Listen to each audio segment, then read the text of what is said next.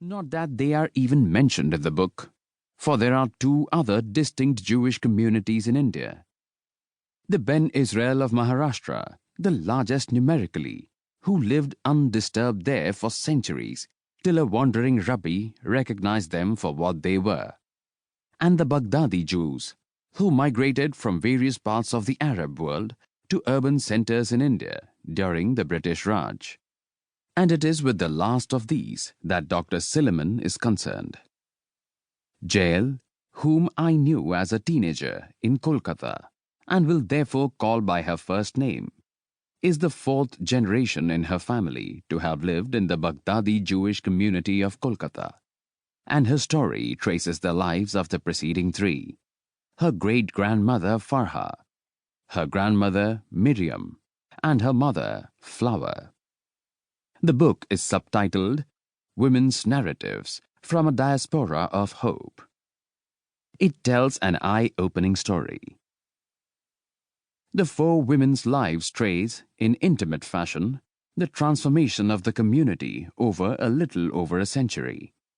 Farha, who arrived in Kolkata around 1890, dwelled almost exclusively in the Baghdadi Jewish community, no matter whether she was in Calcutta, Rangoon or Singapore, Jael writes.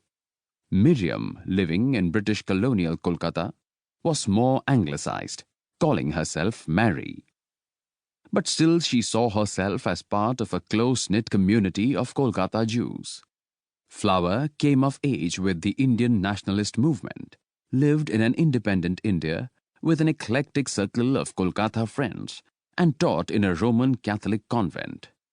Jael saw herself as Indian first and foremost, went to study in the US like so many of her contemporaries, married a Bengali Hindu physicist there, and is again part of a diaspora, but this time of the Indian diaspora rather than the Jewish one. Their stories are told with an effective blend of historical research and personal anecdote, much of it in the form of family reminiscence by Flower, who lives with Jael and her family today in Iowa City. Though there is enough social and cultural detail to have given Jael material for a novel, she approached her subject as a scholar, and her analysis is informed by a serious academic's understanding of both colonialism and feminism.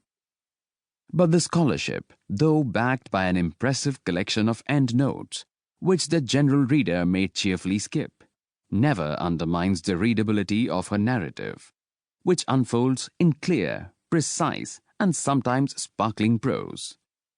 The text is also brightened by a striking collection of black and white photographs, ranging from colonial Kolkata to a Jewish bar mitzvah gathering, to Jael's daughters Shikha and Maya in Bharatnatyam costume, perfectly tracing the history of these four generations.